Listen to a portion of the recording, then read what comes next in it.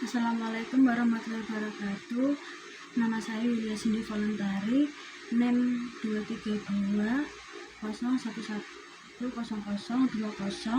dari Prodi HKI A semester 5. Di sini saya akan membuat video guna memenuhi ulangan tengah semester. Yang pertama adalah definisi fikih. Secara bahasa, fikih artinya pemahaman yang mendalam atau pengetahuan tentang sesuatu. Lalu secara istilah, fikih adalah ilmu tentang hukum-hukum syariah yang bersifat amaliyah, yang digali dan disimpulkan dari dalil-dalilnya yang terperinci seperti Al-Quran dan hadis atau sunnah. Lalu definisi fikih muamalah.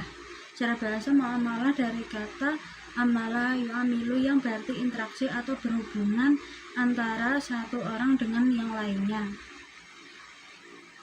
Lalu secara istilah, fikih muamalah adalah kumpulan hukum-hukum syariah yang mengatur tentang hubungan atau interaksi antar manusia dalam urusan duniawi atau kegiatan sosial ekonomi. Lalu dalam fikih muamalah sendiri ada beberapa macam. Yang pertama adalah jual beli, sewa menyewa atau ijarah, pinjam meminjam, kerjasama usaha atau syirkah, lalu gadai dan wakalah, kafalah, hawalah, asuransi syariah, dan juga yang terakhir adalah perbankan syariah. Yang pertama, untuk jual beli, contohnya seperti jual beli online atau transaksi jual beli secara langsung. Lalu yang kedua, sewa menyewa atau ijarah seperti menyewa rumah atau properti. Lalu yang ketiga, pinjam meminjam dari contohnya adalah meminjam barang atau sesuatu dari teman jika ada keperluan yang mendesak. Nomor 4, kerjasama ada 2, mudharahah dan musyarakah. Mudharabah adalah kerjasama antar pemilik modal dan pengelola dengan pembagian keuntungan sesuai nisab yang disepakati. Lalu musyarakah kerjasama antara beberapa pihak yang menyertakan modal. Lalu ada gadai, contohnya seperti menggadaikan perhiasan atau barang bergalanya di lembaga keuangan syariah untuk mendapatkan pinjaman berupa uang.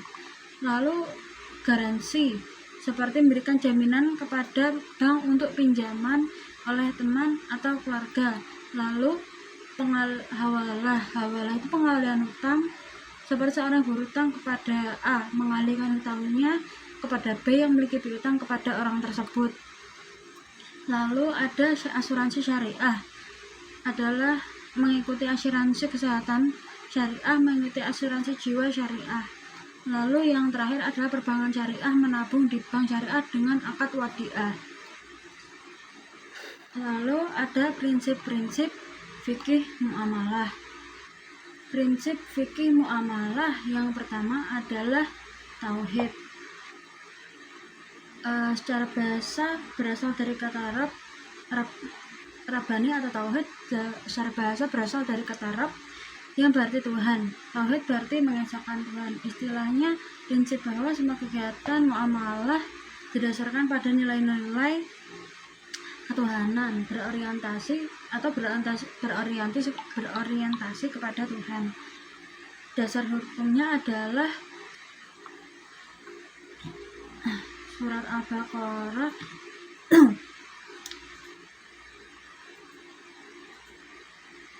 adalah surat Al-Baqarah ayat 188. Bismillahirrahmanirrahim.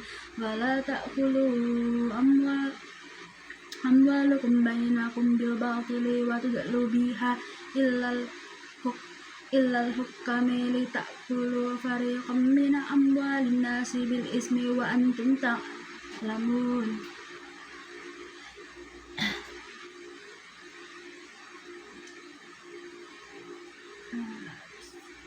Keterkaitan ayat Al-Quran dan As-Sunnah dengan kaidah tersebut adalah ayat dan hadis menunjukkan bahwa setiap kegiatan ekonomi harus dilakukan dengan cara yang halal dan sesuai dengan perintah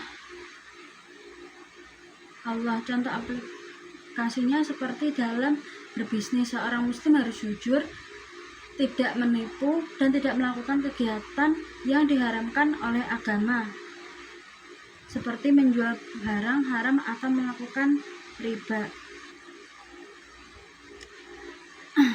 Lalu yang kedua adalah atau keadilan. Dalam bahasa adalah berarti lurus, adil, dan tidak memihak. Secara istilah, prinsip bahwa semua transaksi dan kegiatan muamalah harus dilakukan secara adil tanpa ada pihak yang dirugikan atau dizalimi.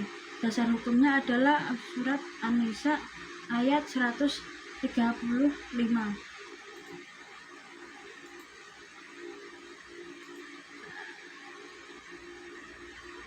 Bismillahirrahmanirrahim. Ya ayyuhalladzina amanu kunu qawwamina bil qisti syuhada'a lillahi walau ala anfusikum awil walidaini wal aqrabaini in yakunu ghaniyan aw faqiran fallahu awla bima fala tattabi'ul hawa an ta'dilu wa in talu aw tu'ridu fa innallaha kana bima ta'maluna khabira.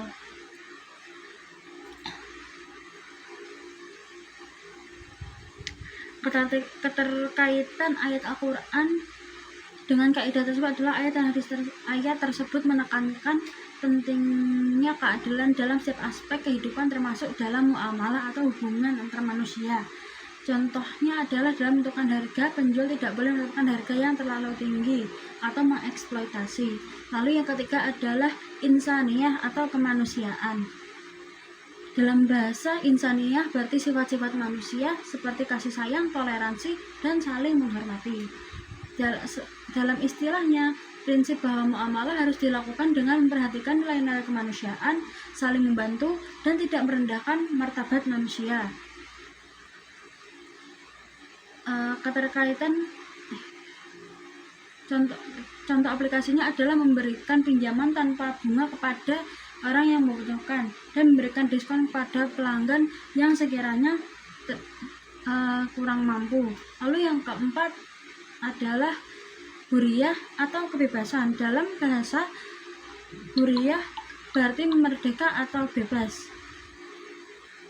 Dalam istilah sendiri, huriyah adalah prinsip bahwa setiap individu memiliki kebebasan untuk melakukan transaksi atau kegiatan muamalah sesuai dengan pilihannya tanpa ada paksaan atau tekanan dari pihak lain dan tidak merugikan pihak manapun. Dasar hukumnya adalah surat Al-Baqarah ayat 256.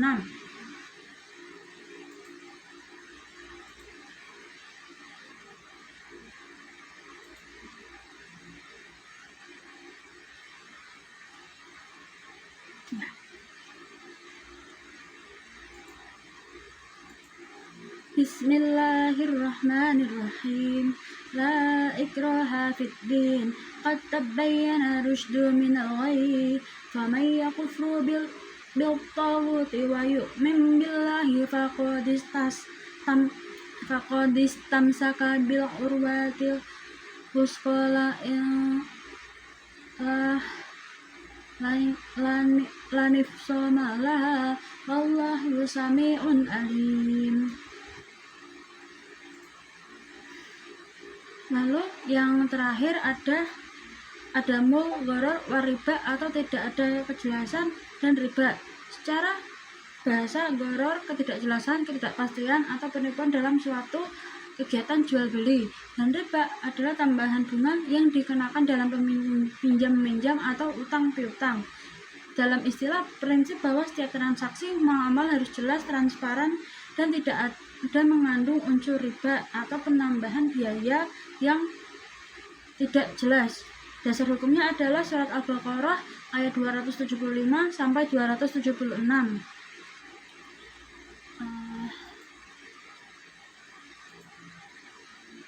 Bismillahirrahmanirrahim. Alladzina ya'kuluna riba la yaqumuna illa kama yaqumul ladzina yatahabbutuhu syaitanu minal mas. Dzalika bi annahum qalu innama al-bai'u mislu riba wa ahallallahu al-bai'a wa harrama riba faman ja'ah maw'izatun min rabbih fa'unsaha falahu ma salafa wa amruhu ila Allah faman 'ada fa ulaika ashabun nar hum fiha khalidun.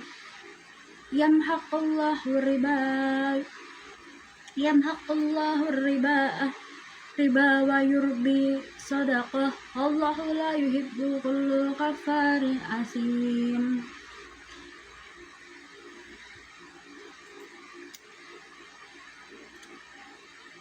Keterkaitan ayat Al-Quran tersebut dengan kaidah tersebut, ayat tersebut melarang segala bentuk transaksi yang tidak jelas, mengandung penipuan atau mengandung unsur riba karena dapat merugikan salah satu pihak. Contoh aplikasinya adalah seperti dalam jual beli, barang yang diperjualbelikan harus jelas harganya, jumlahnya, dan kualitasnya.